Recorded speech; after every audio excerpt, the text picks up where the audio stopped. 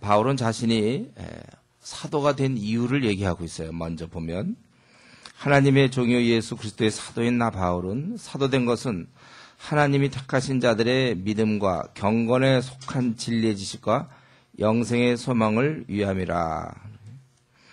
그러니까 영생의 소망이 이제 근거가 된 택하신 자의 믿음, 그리고 경건에 이르는 진리의 지식, 바로 이런 것 때문에 자신이 일을 한다는 것입니다. 그런데 이 영생은 원래 약속된 것이라고 그랬어요. 2절에 보면 영원한 생명은 약속된 것이고 그것은 이제 전도로 나타내셨다는 거예요. 하나님께서 이 영생은 전도를 통해서 나타냈고 또 이 전도는 자신에게 맡기신 것이다 이랬습니다. 우리는 바울 사도가 사도다 그럴 때 사도는 무슨 일을 하는가? 바울 사도는 결국 이 영생의 소망 때문에 일을 감당하는 거예요. 자기가 하고 있는 일이 그 영생을 다루는 일이다 그거예요. 사람마다 어떤 사람은 뭐 이제 뭐 회사라면은 무슨 재정을 담당하는 사람이 있고 뭐 무역을 담당하고 영업을 담당하고 막 이러는데 바울 사도는 자기는 영생을 담당하는 의사다 그거죠. 영생을 담당하는 그러한 사람이다. 그런데 그것을 3절 마지막 절에 보면 하나님이 명하신 대로 내게 맡기신 것이라. 내가 이 일을 지금 맡았다 그거예요. 어쩌면 이 땅에서 우리가 할 수 있는 최고 일이라고 볼 수 있죠. 세상에서 가장 중요한 일이죠. 이 인생들에게 가장 필요한 일, 정말 절대적인 것, 영생의 문제인데 이것을 자기가 맡았다고 그렇게 얘기하고 있습니다. 우리 이번에 이제 뭐 이명박 당선인다 그럴 때 아마 그도 당선이 됐을 때 자기가 이 나라의 미래, 장래, 좀 이 앞으로의 향방, 자기에게 좀 막중한 그러한 책임이 자기에게 지어져 있다. 아마 그런 생각을 했을 거예요. 그러니까 뭐 노는 날도 반납하고 뭐 일을 열심히 한다. 뭐 그런 얘기 있던데. 영원한 생명, 사람들의 영원한 생명을 그가 얻느냐 못 얻느냐, 그건 전도를 통하여 나에 의해서 결정된다는 거예요. 내 가족이, 부모가 나에 의해서 영생을 얻거나 못 얻을 것이고 내 과친구가 영생을 얻거나 못 얻는 것 나에 의해서, 내 친척들, 친구들, 고등학교 동창들 다 마찬가지. 영원한 생명의 그 결정이 누구에게 있나 보니까 자기에게 있다는 거예요. 자기가 내게 맡기신 것이라. 사실 우리도 마찬가지로 바울에게만 명한 것이 아니라 우리에게도 가서 모든 족속으로 제자를 삼을 것을 이미 우리는 명령을 받은 것입니다. 그렇기 때문에 내 모든 행동시간, 남은 생 50년, 40년, 30년 우리의 생도 무슨 일을 하든지 항상 이미 나에게는 영생을 돌볼 책임이 나에게 이미 있다는 사실을 우리가 기억하고 여기에 우리의 스케줄을 맞춰야 될 것입니다. 내가 교수가 되려면 왜 교수가 되려고 하는가? 또 내가 사학가가 되려면 왜 사학가가 되려고 하는가? 무엇이 되려고 할 때 항상 이미 나에게는 이 영생, 이 문제가 나에게 주어졌다는 사실을 우리가 알아야 되는 것입니다. 참 우리는 우리 성도들은, 이 땅에 있는 모든 성도들은 사실은 이 영원한 생명의 이 중차대한 문제를 다 갖고 있는 사람들이. 그렇기 때문에 너무 자기 문제로만 고민할 수가 없어요. 다른 사람을 우리가 봐야 되는 것입니다. 그래서 제가 얘기했지만 그리스도인이 되었다는 것은 이제는 다른 사람을 돌볼 그러한 책임이 주어진 자다. 다른 사람을 이제 돌보면서 사는 삶을 살아가기로 한 자다. 그런 뜻이에요. 결국 우리가 주님을 따른다는 것은 그거 아닙니까? 주님이 남을 위해 살았고 자기를 희생하면서 구원을 주신 거예요. 그래서 우리가 그리스도인이라는 것은 이제는 지금까지는 그러지 못했지만 이제는 남을 위해 사는 삶이 우리에게 주어진 것이다. 이런 큰 정말 이런 큰 책임, 영광스러운 책임이죠. 그것이 나에게 주어졌다. 내가 뭐라고 하는 주께서 나한테 이걸 맡기셨는지 모르겠어요. 근데 우리에게 그것을 맡기셨다는 거예요. 그렇기 때문에 이것은 부담이 아니고 사실은 굉장한 명예고 보람이어야 되죠. 이런 면에서 우리가 확신을 갖고 있어야 돼요. 과연 하나님께서 나에게 이것을 맡기셨는가? 바울 사도는 이 전도는 우리 구주 하나님이 명하신 대로 내게 맡기신 것이다. 바울 사도는 이러한 확신이 있었어요. 자기가 그 시대에 이 영원한 문제를 담당하는 자로 확신을 갖고 있었기 때문에 열심히 그렇게 일을 하는 것입니다. 그래서 같은 믿음을 따라 나의 참아들 된 디도에게 편지하노니, 자기가 이제 그러한 디도에게 편지하고 먼저 이렇게 문안 인사한 다음에 그리고 디도에게 임무를 맡기고 있죠. 5절부터 이제 쭉 마지막까지 네가 디도 내가 해야 될 일이 있는데 그것은 뭐냐면 첫 번째, 내가 너를 그레데에 남겨둔 이유는 남은 일을 정리하고 내가 명한 대로 각성의 장로를 세우게 하렵니다.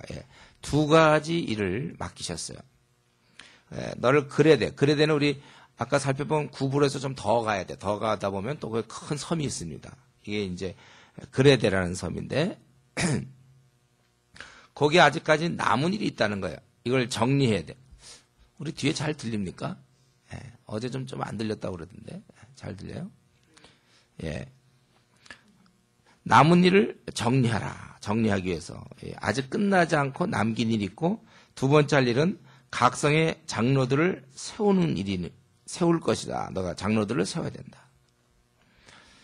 바울 사도는 일을 대충 하지 않습니다. 보니까 일이 있을 때 이것을 어떻게든지 해결해 보려고. 그래서 자기가 못 가니까 디도에게 그것을 네가 마무리 져라. 마무리 짓는 거. 우리도 보면 어떤 사람은요, 처음엔 크게 얘기하다가 나중 되면 쓱 없어지는 경우 있어요. 뭔가 할 듯 하다가 그냥 끝나는 경우가 참 많아요. 마무리 짓는 거. 일을 잘 벌리는 사람이 있어요. 우리도 보면 그게 약간의 뭐 이렇게 은사일지 모르겠는데 어떤 사람은 일을 잘 벌려요. 벌리고는 그 대신 그걸 잘 마무리 못 짓는 사람이 있어요. 여러분, 자기가 할 수 있는 범위 내에서 일을 벌리고 또 마무리를 질 수 있어야 돼요. 그리고 정말 그 일을 위해서라면 정말 마무리를 짓고자 아주 노력을 해야 되는 것입니다.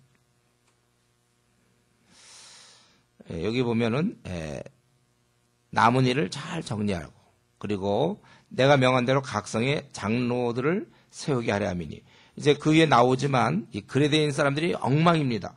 그렇기 때문에 이제 장로를 세우려고 그러는 거예요. 사실 일이 워낙 많기 때문에 혼자 일하는 것이 아니고 이렇게 업무 분장을 하는 것이죠. 같이 하는 거예요. 혼자 일하는 것은 어리석은 일입니다. 각성의 장로를 세우는 거예요. 그레데인이 이제 그 다음에 쭉 나오지만 거기 뭐 12절 같은데 13절 이들이 참 잘못되고 10절 11절에 보면 그들이 많은 잘못을 범하고 있어. 그레데 그 사람들이. 그럴 때 장로를 세워서 이제 그걸 막으려고 하는 것입니다. 여러분, 이게 우리가 보통 이제 사회를 좀 개혁시키길 원하고 사회를 좀 제대로 세우기 원할 때 우리 그리스도인이 쓸 수 있는 아주 효율적 방법이 그겁니다. 사람을 키우는 거예요. 그래서 그들을 적재적소에 배치하는 것입니다.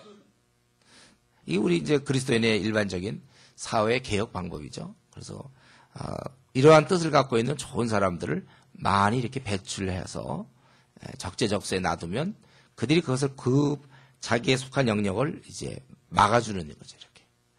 우리 보초 세울 때도 보면 적군이 들어올 만한 곳, 침투할 만한 곳에다가 이제 사람들을 이렇게 박지 않습니까? 그래서 못 들어오게 탁탁 막는 것처럼 사회가 너무 많은 문제가 있을 때, 그럴 때 우리는 신실한 그리스도인들을 그것에 배치될 수 있도록 그렇게 하는 것입니다. 이러한 사람을 잘 세우는 것, 이것도 굉장히 중요한 일이죠. 그래서 그는 각성의 장로들을 세우게 하려 함이라. 그러면서 이제 그 다음에 보면 책망할 것이 없고 이렇게 나왔어요. 장로의 자격인데, 제가 이제 기회 될 때마다 많이 얘기하죠. 주님의 일은 누구나 해야 하지만, 우리가 전도라든가 이건 특별한 사람이 하는 게 아니고, 주의 일은 누구나 해야 하지만 그 직책을 맡는 것, 뭐 목사가 된다든가, 교회에 무슨 조장이 된다든가, 무슨 장로가 되고 권사가 되고 집사가 되는 것, 뭐 이런 식으로 주의 직책을 맡는 것은 준비된 자가 맡아야 되는 것입니다. 이 면에서 시행착오 하면 안 돼요. 일을 시켜보면 그 사람이 뭐 신앙 열심을 내겠지, 이런 식이 아니고 이미 입증된 사람, 그런 사람, 준비된 자만이 이러한 일을 맡게 되어 있는 거예요. 그래서 집사의 직분 성경에서 아주 귀하게 보는 거죠. 아무나 맡는 게 아니에요. 준비된 자가 맡는 것입니다. 그래서 장로의 자격을 이제 두 가지로 딱 얘기했죠. 첫 번째는 책망할 것이 없어야 된다. 아니 목사님, 그거 사람 다 불완전한데, 그러면 뭐 책망할 것이 없는 사람이 어디 있습니까? 근데 실제로요, 사람은 흠이 다 있어요. 그러나 그게 이렇게 문제가 안 될 만큼, 이미 이제 그런 문제를 어느 정도 정리한, 그래서 볼 때 뭐 이렇게 특별한 문제가 없어야 돼요. 우린 자꾸 사람은 불완전하다, 뭐 내가 온전하지 못한데, 이 말 속에 자꾸 자기를 온전하게 만들어 놔야 되는데, 그거를 자꾸 이렇게 어쩔 수 없다는 식으로 자꾸 이렇게 한단 말이죠. 우리 무슨 뭐 영어 시험이다, 그럼 100점 맞을 수도 있는데, 어휴, 야, 어떻게 영어 시험 100점 맞냐. 애당초 100점 맞는 걸 아예 생각을 안 하는 수가 있단 말이에요. 책망할 것이 없어야죠, 여러분. 약점은 다 누구나 있지만 그것이 이 공동체에 대해서 크게 문제가 안 될 만큼 자기 약점을 이제는 어느 정도 보완을 시켜놔야지. 교회 다닌 지 벌써 1년 되고 5년 되고 그랬는데 아직까지도 그것 때문에 참 저 사람은 참 저게 문제야, 이런 소리를 들으면 안 된단 말이에요. 공동체 아무 장애가 없어야 돼. 책망할 것이 없다는 게 그겁니다. 저 사람 뭐 좋은 사람, 저런 사람 하면 좋겠다. 책망할 것이 없는 사람. 그리고 두 번째는 뭡니까? 장로의 자격. 그것은 좋은 가장이 돼야 된다는 것이죠. 여기 보면은 한 아내의 남편이며 방탕하다는 비난을 받거나 불순종하는 일이 없는 믿는 자녀를 둔 자라야 할지니라. 여기서 보면은 그 자녀가 방탕하다는 비난을 받으면 안 된다는 거예요. 또 그 자녀가 불순종하는 그러한 불순종하는 자녀가 있어서는 안 된다는 것입니다. 그래서 그는 한 아내의 남편이 돼야 되고 아주 좋은 자녀를 둔. 왜 그렇습니까? 교회는 가정보다 큰 가정이라고 그랬죠. 우리가 있는 우리 보통 우리 집, 우리 가정보다는 더 큰 가정이 교회예요. 그래서 거기서 가장으로서 24시간 자녀들과 시간을 보내는데, 자녀들을 방탕하게 만들고 또 불순종하는 자녀를 키웠다면 그 사람이 교회에서 어떻게 어린 자를 키울 수 있겠느냐, 그거죠. 당연한 얘기죠. 제가 얘기 이전에 했어요. 그 동해에서 그 동장을 하는데도 그냥 너무나 일이 많아. 나에겐 너무 힘들어 막. 동장 일을 막. 그 일만 해도 나는 너무 버겁고 제대로 잘 못해서 그 동은 참 엉망이야 막, 행정이. 그런 사람이 우리나라 예를 들면 행정자치부라든가 말이죠. 뭐 국무총리 일을 맡으면 되겠습니까? 이미 입증이 됐는데. 그 동사무소에서도 제대로 이걸 잘 못하는 사람이 어떻게 국무총리가 돼서 나라를 제대로 다스릴 수 있겠습니까? 똑같은 이치예요. 집안을 잘 못 다스리면서 어떻게 그가 더 큰 집, 교회를 다스릴 수 있겠느냐. 그렇기 때문에 장로는 좋은 자녀를 두어야 된다는 거예요. 그렇기 때문에 여러분, 우리 형제들, 뭐 자매들도 마찬가지 형제들, 그래서 불신자 자매를 만나면 안 돼요. 불신자 자매를 만나면 그가 신앙으로 제대로 자녀를 교육하겠습니까? 그러니까 물론 나는 장로를 꼭 안 되겠다. 평생 나는 장로만큼은 안 되겠다. 마음대로 하세요. 그래서 뭐 방탕하게 지내든 불순종하든. 그래 여러분 혹시 또 장로나 혹시 집사 같은 걸 좀 꿈꾸는 사람이 있어요. 그래도 교회 내에서는 내가 한번 조장 정도는 해봐야 되는데 그래도 집사하는 내가 꼭 한번 해봐야 되는데 영광스러운 교회 직분은 딱 두 가지 성경에 있는 건 집사와 장로예요. 한번 해봐야 되는데 이런 꿈을 꾼다면 여러분 그런 꿈을 꾸면 신앙 좋은 자매를 아내로 맞이할 생각하세요. 또 마찬가지예요. 나 우리 남편이 좀 장로 됐으면 좋겠다. 집사 정도 되면 좋겠다. 나 우리 남편이 함께 교회에서 일했으면 좋겠다. 이런 생각을 한다면 신앙 좋은 형제를 만나야지 매력적인 형제를 만나면 안 된다는 거예요. 매력적인 형제를 만나는 아직까지 그 어린 단계에 눈을 갖고 있어서는 안 돼요, 여러분. 매력적인 사람이 되면은 장로가 되겠습니까? 뭐 장로 선거가 뭐 매력적인 사람 뽑는 거예요? 여러분 그렇게 하면 안 되고 그렇기 때문에 또 자기 남편이 정말 교회의 직분자가 되고 당당하고 말이죠. 집사도 되고 장로가 되기를 원한다면 자매들 잘 생각하세요. 자녀 잘 교육시켜야 돼요. 그러기 위해서는 직장 생활하는 거 잘 판단해야 되는 거예요. 그러니까 제가 늘 얘기하지만 여성이 직장을 가질 경우 조건이 하나 있다고 그랬어요. 자녀의 양육이 충분히 되는 가운데서는 직장 생활해도 괜찮다고 그랬어요. 물론 내가 무슨 약사다. 그래서 아니면 내가 무슨 슈퍼마켓 주인이다. 그래서 애를 데리고 같이 뭐 하면서 장사한다면 그건 괜찮아요. 돌봐줄 수 있으니까. 신앙은 절대로 유전되는 게 아니에요. 가르쳐야 된다고 성경에 나와 있어요. 오랫동안 가르쳐야 되는데 요즘에 이제 우리 한국 교회의 문제 중에 하나가 여성들이 직장 생활 하는데 뭐 그럴 수 있겠죠. 이제 워낙 이제 뭐 혼자 벌어서 뭐 살기 힘들다 뭐 이런 얘기도 있으니까 실제로 그렇지도 않긴 하지만 어쨌든 그래서 직장 생활하는 건 좋은데 자녀 교육까지도 포기하면서 직장 생활 한단 말이에요. 타가소에 맡기고 말이죠. 그건 제가 이전에 에베소 6장 4절이죠. 여러분 기억나죠? 명확히 기억나야 돼요. 6장 4절 아비들아 너희 자녀를 노엽게 하지 말고 죄의 교양과 훈계로 양육하라. 이렇게 돼 있어요. 성경은 분명히 부모에게 이 책임을 주었지 뭐 친정엄마라든가 시엄마에게 맡긴 게 아니에요. 이거는 절대 못 키우게 돼 있어요. 이 얘기는 제가 너무 오랫동안 했기 때문에 이제는 또 얘기할 필요는 없어요. 그러니까 자기 자녀가 결국 안 되면 대부분 경우 이제 직장 생활할 때 보면 애를 울리죠. 애가 막 엄마 떨어지기 싫은데 막 애를 울리잖아요. 나중 되면 이제 그 애 때문에 엄마가 울어요. 애가 이제 막 잘못 자라가지고. 대부분 이제 겉보기는 말짱하지만 속으로 많이 곪게 돼 있어요. 그건 뭐 어쩔 수 없습니다. 그만큼 딴 사람은 24시간 돌보고 있는데 본인은 저녁에 피곤한 시간 2시간 돌보면 이미 차이가 날 거 아닙니까? 우리 공부하더라도 딴 사람 예를 들면 10시간 공부하는데 자기 10분 공부한다면 그건 아무래도 차이가 나게 돼 있어요. 자녀의 문제에 있어서. 모세를 위대한 인물로 키웠는 요괴백 같은 그 부모가 있잖아요. 그 엄마가 그렇게 키우는 거예요.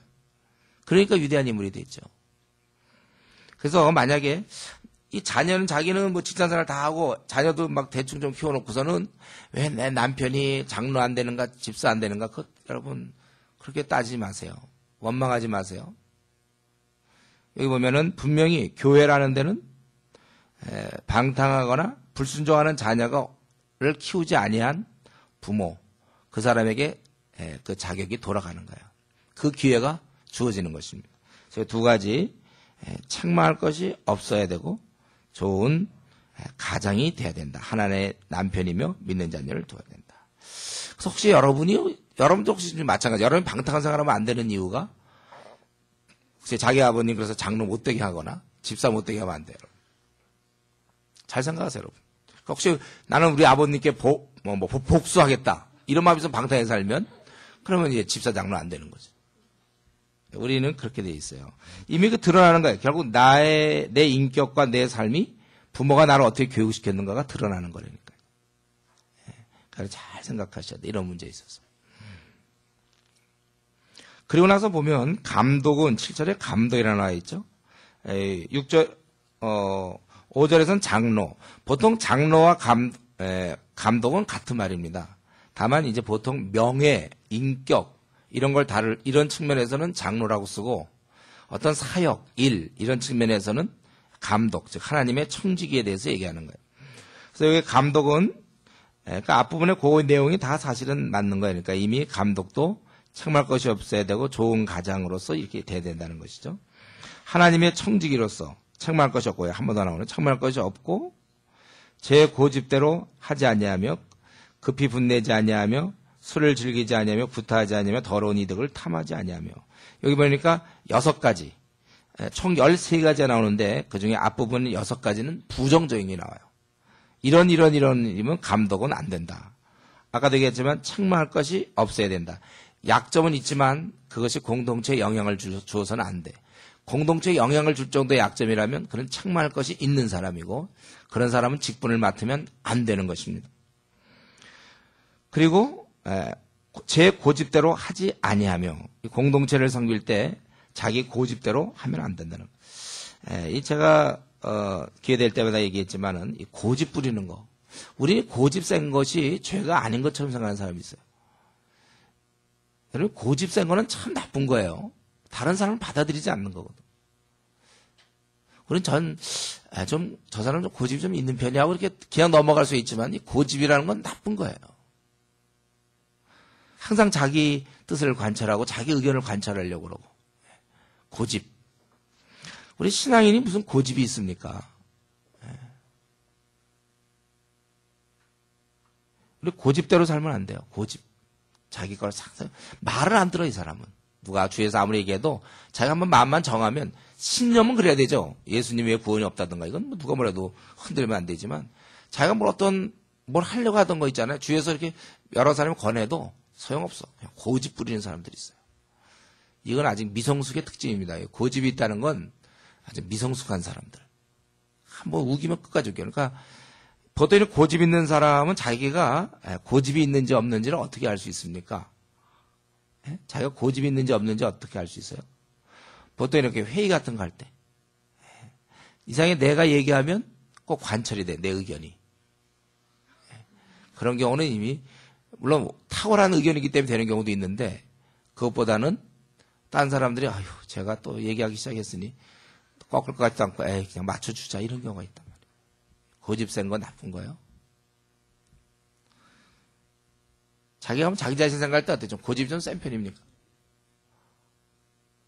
요즘 뭐 다 이제, 외아들 이제, 둘, 하나 이렇게 되니까, 그런데, 자칫 잘못하면 자기 중심적으로 흐를 수가 있어요. 여러 형제들, 형제 자매들 쪽에서 잘하면, 이렇게, 이리 쥐어 맞기도 하고 저런, 이렇게 하면서, 이런 꺾을 수가 있는데, 혼자 하다 보니까, 특별히 요즘 이제 부모가 자녀를 섬기지 않습니까? 다스리지 않고 섬겨. 그러다 보니까 이 고집 세져가지고 그냥 자기 뜻을 계속 집에서 늘 그랬으니까 자기의 그것을 관철하려고 하는, 밀고 나가는. 근데 성경은 이 고집이 아주 나쁜 걸로 얘기하고 있어요. 미성숙한 것이고 고집 센 사람들 혹시 우리 가운데 있다면 어떻게 하면 내 고집을 꺾을까를 고민하세요. 암만 주위에서 얘기해도 듣지 않아. 고집 센 사람들. 보통 이제 미성숙한 사람의 전형적인 모습이죠. 그러니까 그런 사람은 안 된다는 거야. 그래서 막 이러도 회의를 하다가도, 장로면 감독 회의하다가도 한번 딱 고집 세웠다면 암만 해도 소용없어요. 그 사람이 주장하니까. 그런 사람은 이 지도자가 되면 안 되는 거예요. 또 급히 분내지 않고 늘 온유한 것을 얘기하죠. 버럭 화를 내는 경우 이거 안 된다는 거예요. 또 술을 즐기지 아니하며 구타하지 아니하며. 우리나라는 별 문제가 없어요. 그렇죠? 술을 즐기지 아니하며 구타하지 아니하며. 물론 구타는 모르겠습니다. 구타. 주먹이 먼저 나가는 사람들. 회의하다 말고 주먹이 먼저 날라고. 이러면 곤란한 거죠. 그런 경우 안 되고 더러운 이득을 탐하지 않으며 이 부정직하게 이윤을 추구하는. 그러니까 돈 문제가 깨끗하지 않은 사람이죠. 대충 이제 거의 뒷부분은 이 돈 문제를 보면 그 사람의 그런 인격이 어떤지 알 수 있어요. 돈 쓰는 거 보면. 어떤 사람 아주 구두쇠. 그런 사람은 벌써 돈에 대한 욕심이 있고 다른 사람 돌보려는 마음이 없는 거죠. 구두쇠들. 돈 잘 안 쓰는 사람들. 아직까지 자기 것 주장하는 사람들. 다른 사람을 기쁘게 할 생각 안 하고 자기만을 기쁘게 하려고 돈이라는 걸 자기가 계속 쥐고 있으려고 그래. 쓰질 않아. 예. 써더라도 인색해. 하긴 하는데 아주 인색하게 한다든가. 이 돈 문제를 보면 대충 그 짐작이 가요. 아, 이 사람은 이런 유의 사람이구나. 우리는 돈 문제를 좀 깨끗하게, 좀 넉넉하게, 좀 돈을 잘 쓸 수 있는 사람이 돼야 돼요. 그리스도인들은 그래야 돼. 세상 사람들이야 뭐 소망이 뭐가 있습니까? 근데 우리는 예수님을 소유한 사람으로서 돈 따위에 내 마음을 빼앗기면 안 돼요. 그래서 이렇게 안 하는 것, 그렇기 때문에 감독을 뽑는 게 아니고 이런 걸 안 하는구나 이 사람은. 예. 예를 들면 정말 고집도 별로 없고 화도 잘 안 내고 술도 안 마시고 폭력도 안 하고 돈 문제가 깨끗하구나. 장로다 이게 아니고 감독이다가 아니고 그럼 뭘 하느냐 이거지. 뭘 해. 안 하는 것만 해갖고 뽑으면 안 되죠. 하는 게 있어야지. 하는 거는 여기 8절에 나와 있지만 나그네를 대접하며 이게 좀 섬김이죠. 섬김. 나그네를 대접한다는 말에 다 들어가요. 결국은 이 사람은 남을 잘 섬기는 사람이에요. 자기의 시간을 쓸 수 있는 사람이고 자기의 물질을 쓰는 사람이고 자기의 수고를 이렇게 드리는 사람. 이걸 좀 들으면서 혹시 납니다 이런 사람 있습니까? 그래야 돼. 자기는 그런 걸 좀 좋아해야 돼. 섬기는 거. 좀 누굴 사주고 뭐 이렇게 섬기고 막 도와주려는 것. 이게 그래서 사실 이런 걸 어릴 때부터 이렇게 보고 자라면 참 좋은데 집안 분위기가 그러면은 그런 거 보고 자라면 참 좋아요. 그걸 이제 그런 거 한 번도 못 보다가 신앙을 갖고 나서부터 이제 하려면 이게 뻑뻑하고 힘들죠. 그만큼 그래서 원래 그래서 모태 신앙의 유리한 점이 이런 거예요. 쭉 보고 자랄 수 있거든요. 근데 이제 중간에 예수님 믿는 사람들은 이제 그때부터 시작을 해야 되려니까 생전 섬기지 않았댔는데 섬기려니까 이제 잘 몸이 뻣뻣하고 잘 안 되는 거예요. 항상 어느 순간 자기 거 챙기고 있고. 우리 나그네를 대접하며 섬기는 항상 그러니까 이런 사람이 지도자구나. 지도자는 섬기는 사람이요. 선행을 좋아하며 선행 특별히 다른 사람에게 유익이 되는 걸 잘하는 사람이 있어요. 다른 사람에게 유익이 되는 걸 전혀 개발이 안 되는 사람이에요. 뭘 하면 저 사람이 좋을지 그래서 다른 사람에 대한 배려와 섬김 이런 게 없는 사람이 있고 어떤 사람은 딱 이게 보여 이게 이런 거 하면 저 사람이 참 유익이 되겠구나. 그래서 그런 걸 잘하는 사람이 있어요. 우리 성도들은 그런 걸 잘해야 돼요. 다른 사람에게 이렇게 하면 그 사람에게 유익이 있고 저렇게 하면 저 사람한테 유익이 있고 요것 저것 하면 이 사람 저 사람에게 유익이 있고 항상 머릿속에 있잖아요. 쓱쓱 지나가면서도 벌써 이 사람의 유익은 요거고 저 사람 유익은 요거고 이렇게 항상 유익이 쓱쓱쓱쓱 돌아가야지. 도대체가 그냥 하나도 안 보이는 사람이 있어. 생전 그 사람 근처 가보면 무슨 전혀 유익을 받을 수 없어. 이제 그런 사람이 이제 보통 따가 되는 거야, 따. 뭐 아무나 따가 되는 게 아니에요. 도무지 그 사람 주위에 가봐야 우리가 유익을 많이 베푸는 사람들이 우리한테 몰리게 돼 있어, 이렇게. 근데 혼자 그저 도도하게 지낼지 모르지만 그건 따야, 따. 이런 유익을 베푸는 것이 이렇게 눈에 많이 이렇게 보여야 되고, 몸에 이렇게 아주 익으면 참 좋죠. 이렇게 벌써 이렇게 이 사람한테 이렇게 하면 유익이 되겠고, 저 사람한테는 저렇게 하면 유익이 되겠고, 그래야 우리의 삶이 이제 남을 위한 삶이 되는 것이죠. 그리고 그는 이렇게 남과의 관계에서는 이렇고 본인 스스로가 신중하며 아주 이렇게 건전한 마음을 갖고 있다는 거죠. 이 건전한 마음, 근신, 혹은 분별 이런 것들. 또 의로우며 사람들 사이에서 좀 치우치지 않아. 자기가 친하다고 해서 또 자기가 좀 미워하는 사람이라고 해서 항상 기준을 바꾸지 않고 둘러대지 않는 사람들이죠. 둘러대지 않는 사람. 그때마다 자꾸 둘러대지 말고 치우치지 않고 거룩하며 하나님 앞에서죠. 하나님 앞에서 거룩해야 돼요. 그리고 절제.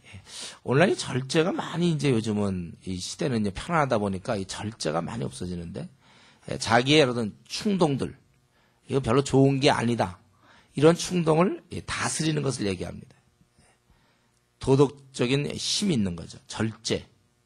절제하는. 이런 면이 우리가 많이 약해요. 절제하는 거. 오늘 청소년들이 절제가 참 부족하잖아요. 절제. 자기를 이렇게 잘 못 다스려. 자기를 다스려야 되는데. 절제하며 그리고 가르침을 그대로 지켜야 하리니 말씀대로 자기가 살아가야지 말씀과 즉 삶이 일치해야 된다는 거예요. 그래야만 권면하고 책망할 수 있어요. 자기는 그렇게 못하면서 그렇게 누구를 권면하고 책망하면 그 말 듣겠습니까? 삶에 그런 게 따라줘야 된다는 거예요. 그러니까 이런 준비 없이 이렇게 잘 이렇게 준비됨 없이 가정적으로나 또 책망할 것이 없고 고집도 세지 않고 화도 잘 안 내고 뭐 나그네를 대접을 잘 이런 게 쭉 준비가 된 가운데서 다른 사람을 권면하고 책망할 때 그때 효과가 있단 말이죠. 제가 우리 상담하는 사람들 가서 뭐 상담하려고 유학하고 뭐 상담 박사를 받아오겠다. 소용없어요. 그거 아무리 상담해도 본인이 그렇게 살아야죠. 박사 받으면 이게 다 해결됩니까? 그러니까 이런 식으로 쭉 이게 이러한 인격이 저절로 형성되나요? 차라리 박사 안 받아도 좋으니까 인격이 빛나고 삶이 따르는 사람이 남을 권면할 때 힘이 있는 거예요. 자기는 뭐 하나도 그렇게 안 하면서 자기는 그렇게 하나도 안 하면서 얘기하면 돼. 그게 먹혀 들어갑니까? 그래서 오늘날 제가 보면 무슨 상담을 많이 하고 뭐 이제 막 이러는 사람들 상담 문제라든가 뭐 남을 돕겠다는 사람들 먼저 자기를 좀 이렇게 바꿔놔야 남을 도울 수 있죠. 그러면 왜 이렇게 잘 준비된 장로가 필요한가? 그것은 10절부터 나오는데 바로 이 그레데 사람들이 문제가 많기 때문에 바로 여기 보면 불순종하고 복종하지 않는다는 거죠. 헛된 말을 하며 속이는 자가 많은 중 할례파 가운데 특히 그러하니라. 복종치 않고 헛된 말을 하고 또 속여 아주 질이 아주 저질이죠 이 사람들은. 원래 우리 처음에 불순종부터 나오잖아요. 원래 우리 신앙 없는 사람의 특징이 불순종 아닙니까? 그래서 부모에 대해서 불순종하고 또 누구에 대해서는 불순종해요. 잘 말을 안 들어. 원래 옛사람의 특징이 불순종입니다. 그래서 아무리 주위에 좀 뭔가 영적인 어떤 직책을 맡고 있다 하더라도 그 매사에 좀 사람이 부정적이고 주위 사람을 좀 이렇게 주위 사람 말에 이렇게 잘 순종하지 않고 좀처럼 종이 되지 않는다면 그는 영적으로 매우 심각한 상태에 있는 거예요. 여러분 우리의 특징은 순종입니다. 저와 여러분은 원래 우리가 주님 믿기 전에는 완전히 불순종하던 사람들 아니에요? 믿고 나서는 우리가 하나님께 순종하게 되고 하나님께 순종하다 보면 당연히 우리는 이웃에게 순종하고 또 부모님께 순종하게 돼 있어요. 예수 믿는 사람들은 부모님께 순종하잖아요. 순종. 특별히 여기 보면 본문 중에 이렇게 나죠. 많은 중 할례파 가운데 특히 그러하니라. 나름대로 정통, 종교생활을 한다는 사람들 가운데서. 그렇기 때문에 우리가 다시 한번 생각할 것은 우리 신앙의 어떤 보증, 그 사람이 과연 하나님의 일꾼인가 아닌가. 그것은 교회 내 직책, 권위가 아니라 오직 삶에서 확인된다는 거예요. 이 중에 할례파, 나름대로 그렇게 따르겠다는 자들 가운데 특히 그러하다는 거예요. 그런데 여러분 혹시 뭐 교회에서 뭐 집사에 대해서, 목사에 대해서, 뭐 조장에 대해서 실망했다. 그래서 뭐 나 교회 딴 교회 간다. 뭐 여러분 그럴 거 없어요. 어느 교회나 다 그런 게 있기 마련이에요. 그들로 인해서 근데 이들이 어떠는가? 이들이 불순종하고 헛된 말하며 그들로 인하여 11절 거기 보니까 이들이 잘못 가르침으로 말미암아 가정들을 온통 무너뜨리는도다 이렇게 돼 있어요. 그렇기 때문에 이 잘 준비된 장로가 곳곳에 있어가지고 이런 것을 막아줘야 된다는 것입니다. 우리가 하나 알아야 될 것은 이렇게 잘못 사는 사람들은 자기만 잘못된 채로 있지 않고 꼭 주위 사람에게 영향을 주어 함께 망하게 되는 거예요.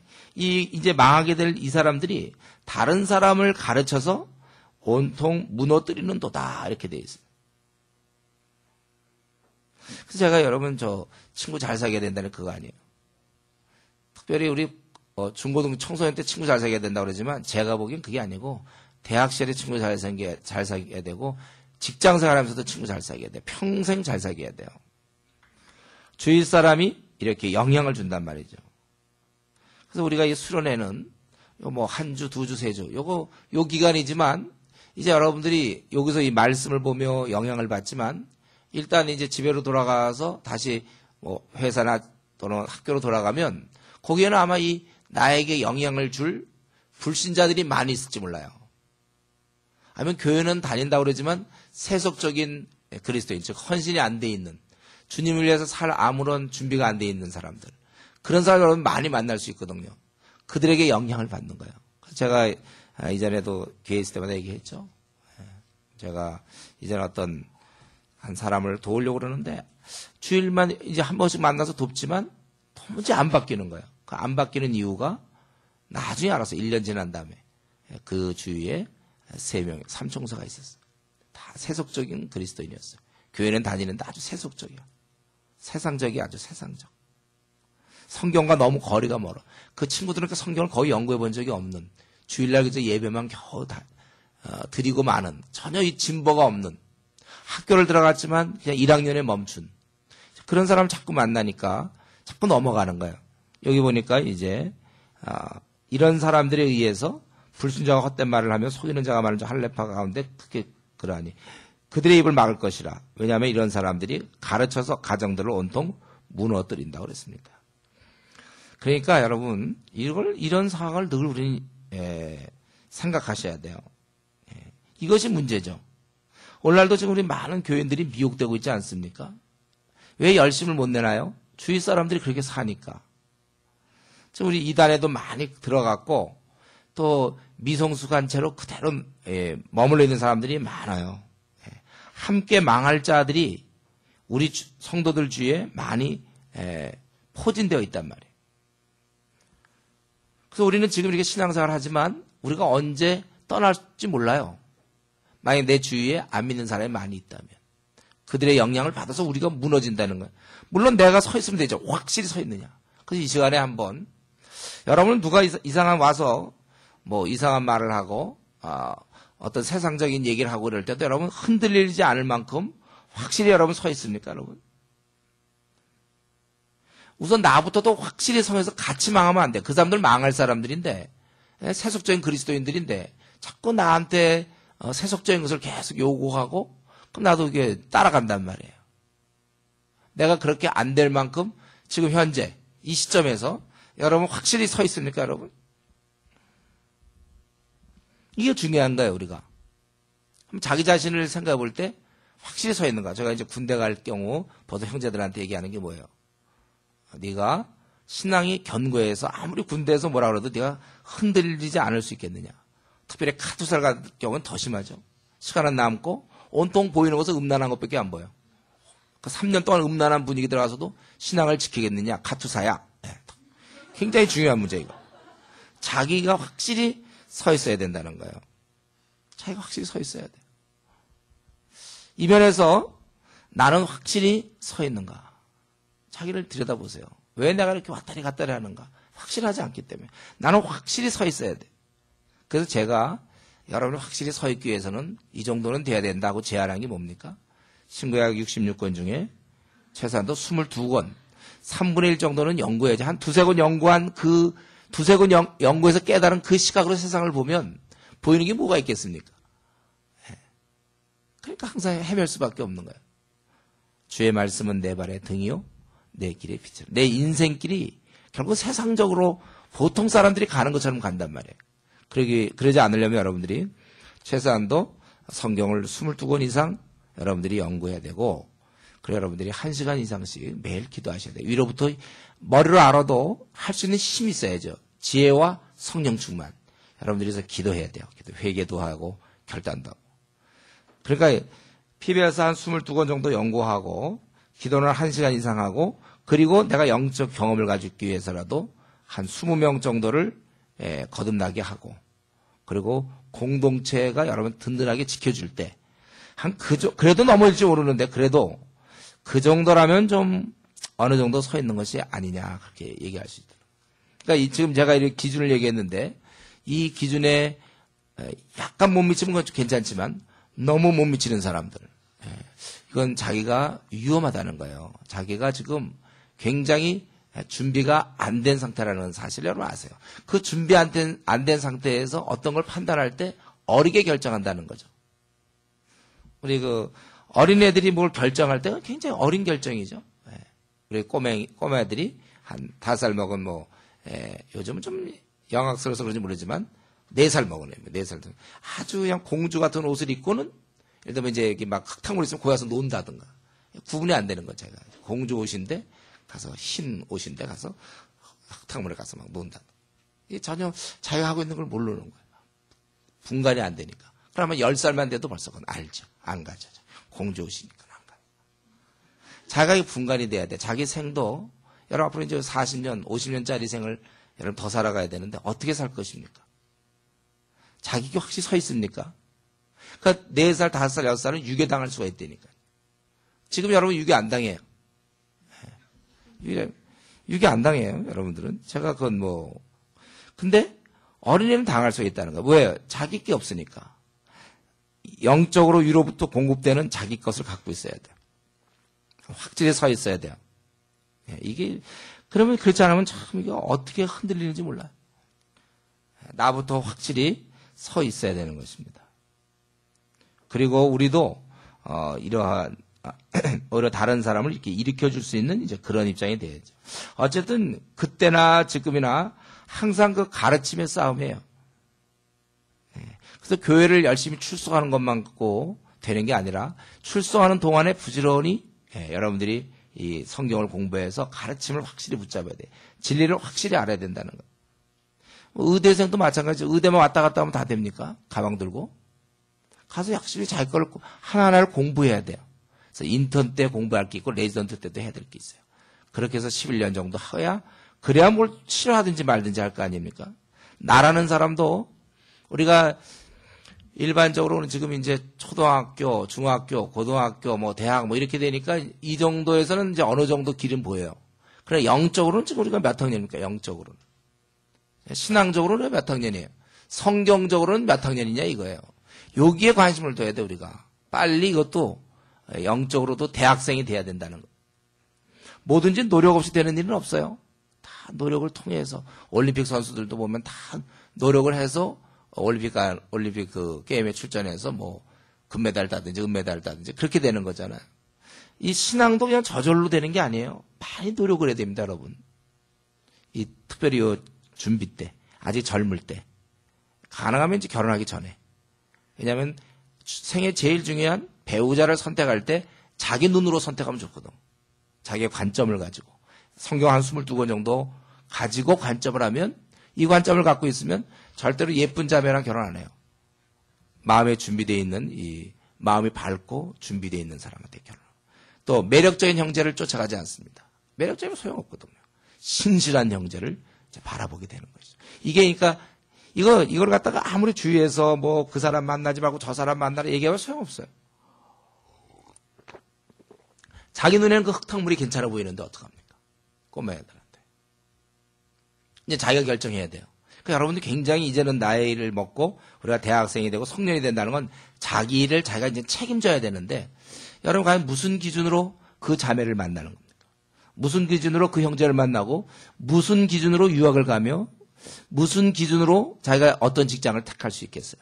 무슨 기준으로 내가 군대를 어떻게 갈 것이고 이런 모든 문제에 있어서 결국은 위로부터는 가르침에 대해서 여러분들이 정통해야 할 수밖에 없다. 그러니까 22권을 속히 연구하고 그러니까 제가 부탁하고 싶은 것은 여러분이 결혼하기 전에 22권을 속히 연구하시고 그리고 이제 자매를 바라보세요. 또 형제를 바라보세요. 참 제가 이렇게 얘기하니까 마음이 참 다행스럽죠, 여러분. 이런 걸 혹시 몰랐으면 어떻게 할 뻔했는가. 속히 성경을 많이 알고 그 깨달음에서 결정을 해라. 이거 놔둔 채 하면 여러분 남은 이 일생이 사실은 참 고통스럽게 보내는 것. 저 얼마나 많은 사람들이 우리나라 지금 가정이 얼마나 많이 깨집니까? 다 결혼할 때는 그대 없이는 못 살아. 영원히 사랑하리. 그거 3개월짜리라고 그랬죠, 제가. 우리 제자훈련 특강 이성교제 여러분 꼭 들으셔야 됩니다. 제가 이제 매번 하기 때문에 이제 이럴 때서 하면 또 들은 사람 많아서 제가 안 하는데 못 들은 사람이 있지 않나요? 우리가 이성교제는 어떤 관점에서 해야 되는지 이걸 잘 들으면 나중에 눈물 흘릴 일이 없어요. 결혼 취소도 못하고 기껏 할 수 있는 게 이혼밖에 더 있습니까? 그러면 이제 그거 참으로 고통스러운 거예요. 나에게 행복한 하나님 나를 위해서 주신 결혼을 나 이런 미성숙으로 말면 조금만 내가 노력하면 될 건데 평생 후회할 수 있다는 거예요. 여기서 보면 이 가르침의 싸움이에요. 저들이 헛된 말 해가지고 그래서 결국은 집들을 다 무너뜨린다. 무엇 때문에 바울이 두란노 서원에서 2년간 가르쳤겠습니까? 저는 사실 우리 교회 이렇게 하면서도 사실 그런 상황에서 하면 좀 성경학교 같은 걸 해서 우리 학원처럼 이 66권을 빨리 이렇게 공부시키면 좋겠다 이런 생각이 있어요. 저는 오래전부터 그런 생각을 했어요. 여러분 배워야 뭐 깨달으면서 뭐가 나올 거 아닙니까? 바울 사도는 두란노에서 2년 동안 가르쳤다. 내가 그래서 2년간 가르쳤다를 생각해 봤어요. 나에게는 그렇게 가르칠 내용이 있을까? 2년 동안. 여러분한테 내가 2년 동안 가르칠 내용이 있을까? 이런 걸 좀 자문해 보는데, 뭐, 있을 것 같기도 해요. 왜냐면, 창세부터 계속 가르치면 되니까. 성경 계속 가르치죠.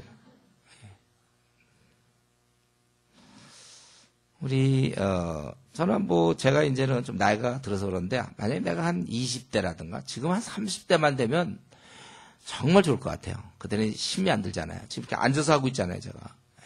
힘이 안 들 것 같아요. 그러면 한 6개월짜리 이런 훈련 같은 거 만들고 싶어요. 6개월짜리. 그래서 아침에 2시간, 점심에 2시간, 저녁에 2시간씩 내가 막 강의를 하면, 한 6개월 정도면 이 66권 끝낼 수 있을 것 같아요. 그렇게 하고 싶어. 이 시대를 향해서 나도. 두란노처럼. 제가 그래서 에베소 가서, 두란노 가서 그 앞에 사진 찍었잖아요. 내가 적어도 뭔가 좀 느껴진다 이거죠.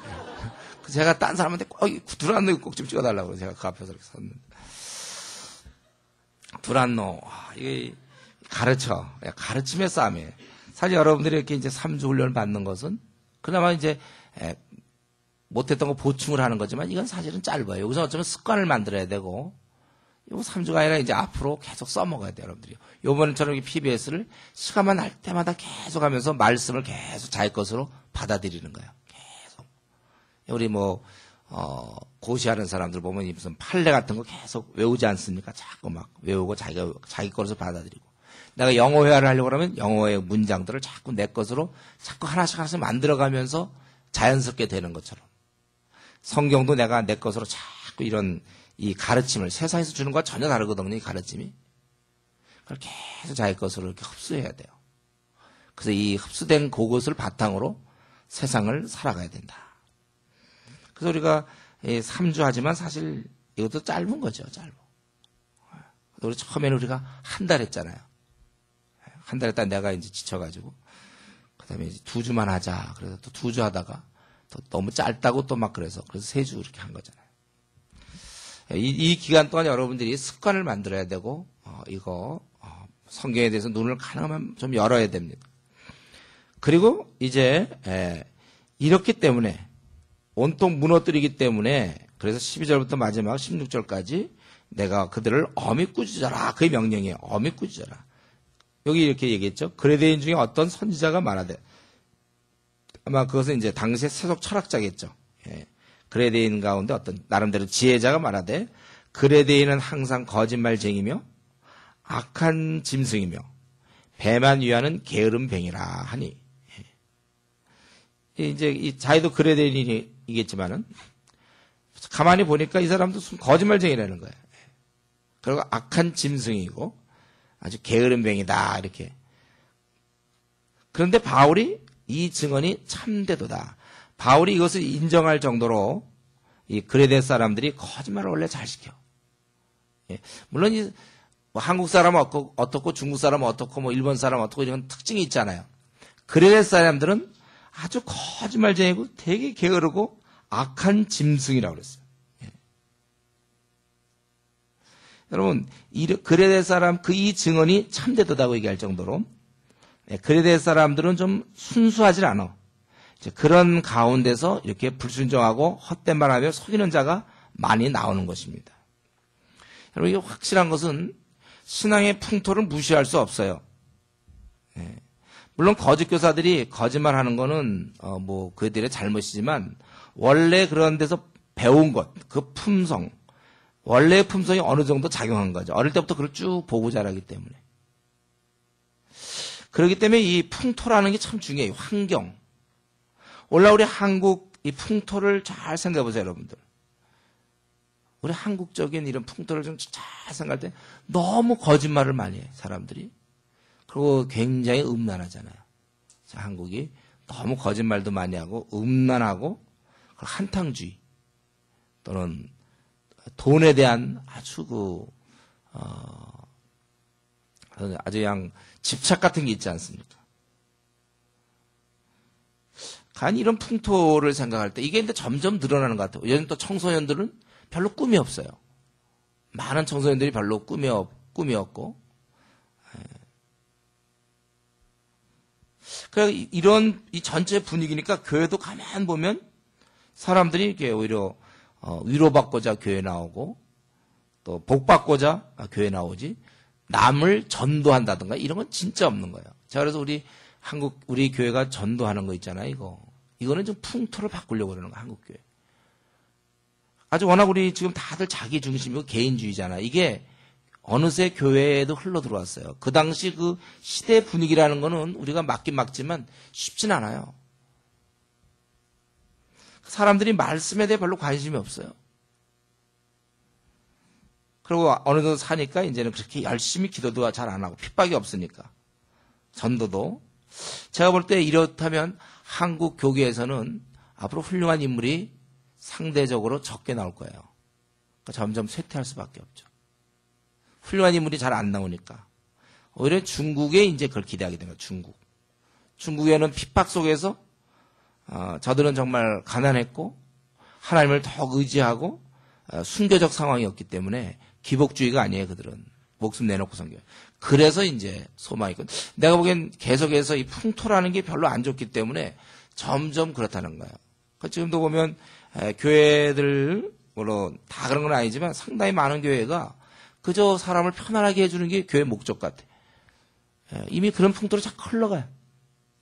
아니면 이제 어떤 개인주의로 빠지고 기복주의 혹은 신비주의. 이 신비주의라는 것도 결국 자기 만족이거든요. 뭔가 눈에 안 보이는 주님을 섬기려니까 뭔가 좀 감정적인 만족을 되게 따지는 거예요. 그러니까 이제 신비주의로 많이 하려고.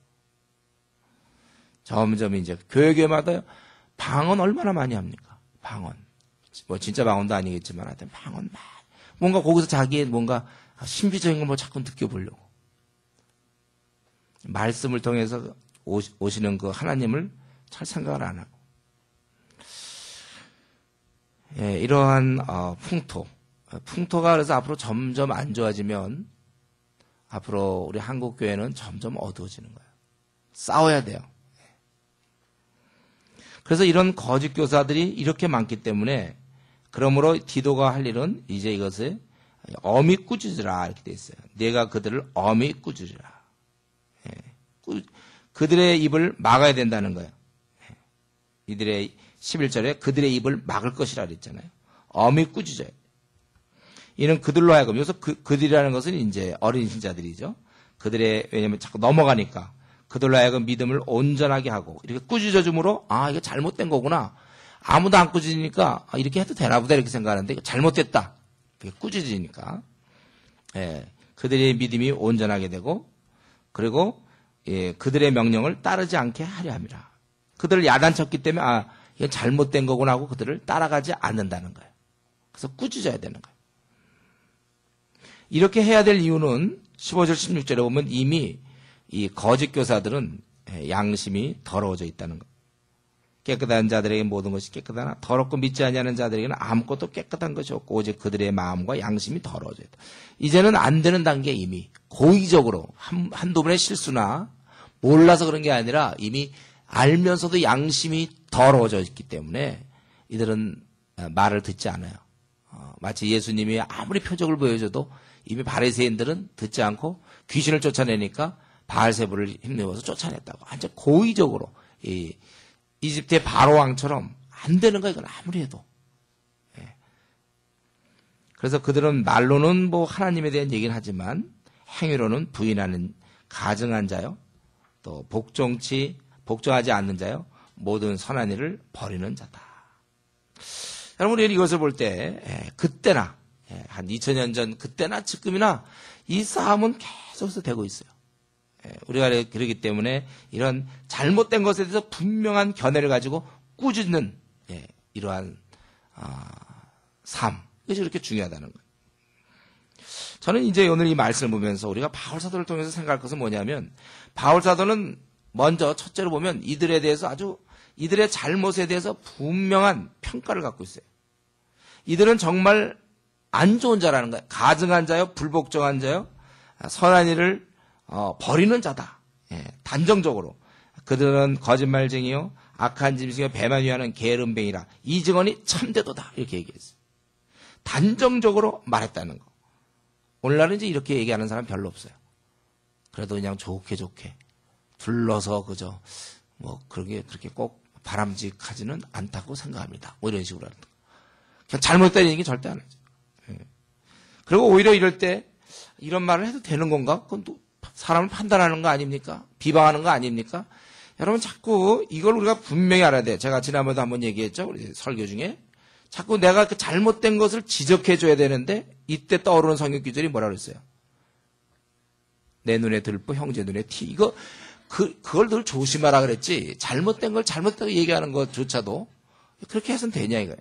그래서 이거 혹시 남을 비방하는 것이 아니냐, 이거 움츠러든단 말이에요. 명백한 죄악을 지적하기는커녕 나는 뭐 나은가? 뭐 이런 식으로 한 발짝 빼는. 그럼 우리가 비방과 이런 판단을 혼동치 않아야 돼요. 우리는 이제 이상하게 우리 성도들은 마음이 착하다 보면 이런 걸 잘 못해. 이렇게 잘못된 것을 잘못했다고 얘기를 해야 되는데 이런 걸 좀 왠지 좀 꺼려. 비방하는 게 아닌가. 언제쯤 우리는 이런 영적 분별력을 가진 자가 될 수 있을지 자신은. 아니 그보다도 이것을 지적하지 않고는 견딜 수 없는 의로운 분노에 쌓여 있는 사람. 언제쯤 우리가 그런 사람이 될까요? 교계를 바라보면서, 사회를 바라보면서 이 통한이 여기는 심정. 통한이 여긴다는 것은 부모가 죽었을 때 그 슬퍼하는 그런 감정. 누가 사랑하는 사람이 죽었을 때 통한이 여기는 그런 심정. 잘못을 잘못으로 그대로 보고 그것을 고쳐보고자 지적할 수 있는 영적인 능력이에요.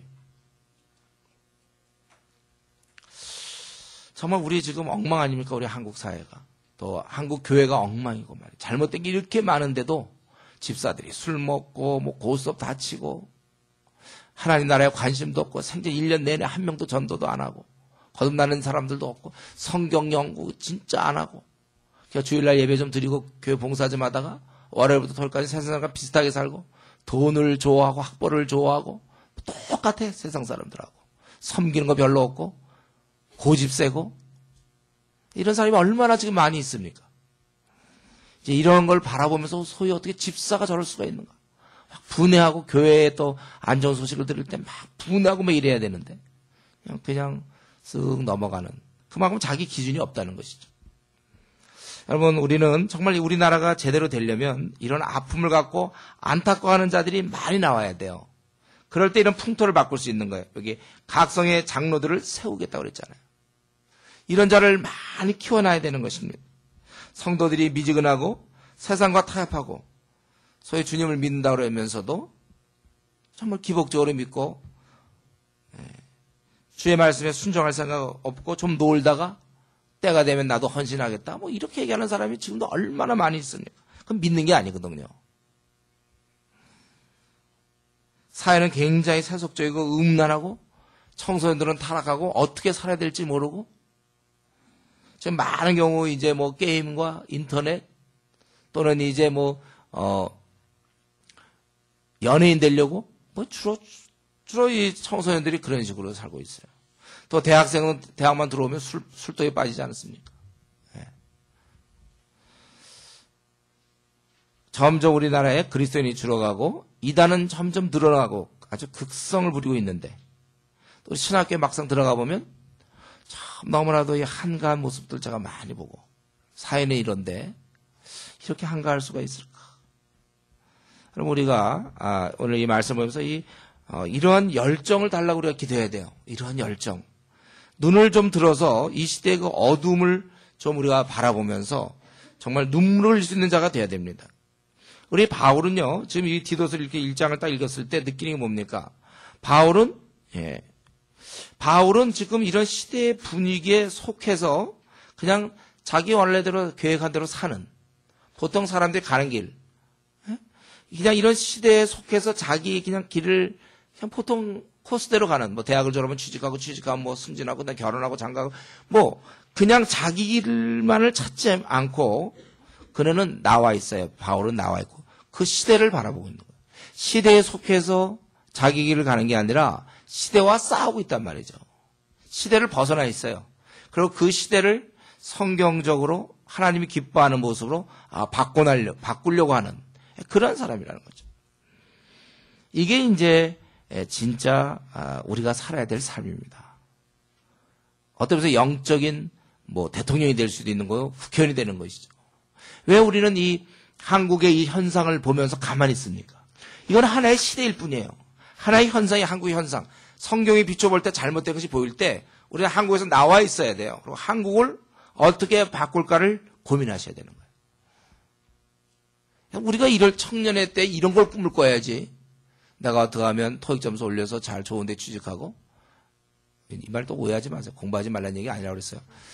항상 뭐 생각에 거의 뭐 이 시대와 좀 어떻게 한 시대를 바꿀 생각을 해야 되지 않습니까?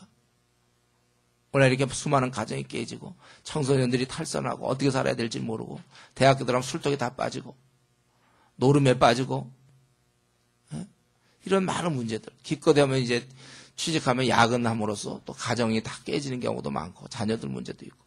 여러분 이런 그리고 어떻게든 돈으로 해결하려고 그러고 아주 음란한 이런 시대. 내가 이런 시대에 살면서 내가 자꾸 시대에 속한 것처럼 생각하지 마세요. 시대에서 빠져나올 생각을 해야 돼요. 그래서 이 시대와 싸워야 됩니다. 우리도 이런 장로를 세워야 될지 몰라요. 제대로 된 사람들을 자꾸 박아놔야 돼. 그래서 이것을 바꿀 수 있도록. 이 바울사도는 전혀 그는 그 시대가 어떻게 돌아가든지 이렇게 움직여질 것 같지 않은 그런 모습이죠. 자기 것을 딱 쥐고 오히려 그 시대가 바뀌어야 된다. 내가 시대에 맞춰 돌아가는 게 아니라 나에 의해서 시대는 바뀌어야 되는 거예요. 이러한 그 분위기는 바뀌어야 되는 거예요. 이러한 상황이 바뀌어야 되는 거예요. 여러분 특별히 여러분들이 가진 거가 많이 없더라도 여러분 좀 젊음이 있지 않습니까? 젊음을 들여서 한번 그렇게 살아야 되는 거 아니에요? 우리가? 어떻게 하면 우리 한국을 바꿀 것인가? 한 시대를 내가 어떻게 한번 바꿀 것인가? 성경의 관점대로 잘못된 것들을 내가 고치며 성경대로 돌아가게 해야 될 것이 아닌가? 여러분 시대에 속한, 그래서 그냥 시대 따라가고 먹고 살기 바쁘고 집장만 하기 바쁘고 뭐 하기 바쁘고 또 나이 들면 노후 대책 마련하기 바쁘고 그냥 남들이 가는 그런 코스 말고 우리 마음속엔 적어도 한국을 바꾸겠다. 꼭 대통령만 바꿉니까? 우리가 바꿔야죠. 이 시대를, 이 나라를 내가 책임질 것을 다짐하면서. 지금 바울은 이 디도서를 통하여 이 디도에게 그 그레데 그 지방을 이런 풍토를 바꿀 것을 명하고 있는데 우리도 우리에게 주어진 우리 한국이면 한국 아니면 21세기의 세계를 생각하면서 도저히 뭐 희망이 보이지 않는 이 시대 내가 말씀에 의지해서 한 시대를 내가 움직이는 인물이 돼야 되고 나에 의해서 시대가 따라와야지 내가 시대에 하는 보통 사람들이 하는 거 그 속에 속해서 따라가는 그런 패기 없는 꿈이 없는 비전이 없는 그러한 삶을 우리가 살아서는 안 된다는 거예요. 그렇게 살 바에는 정말 너무 억울하죠. 기껏 한번 내가 어쩌다 내가 태어났는데 나 한 명이 태어나기 위해서 정말 엄청난 과정을 겪어서 내가 이 땅에 태어났는데 내가 이렇게 그냥 살다가 끝낼 것인가. 이 시간에 한번 우리 자신을 생각해보고 우리 하나님 앞에서 성경의 근거를 가지고 시대를 바꿀 것을 한 번은 사는 거 좀 그렇게 살 수 있도록 결단할 수 있기를 바랍니다. 같이 한번 우리 기도하겠습니다. 이 시간 우리 잠깐 좀 자기 자신을 생각하면서 잠깐 통성으로 한번 기도하고 제가 기도하겠습니다. 같이 기도합시다.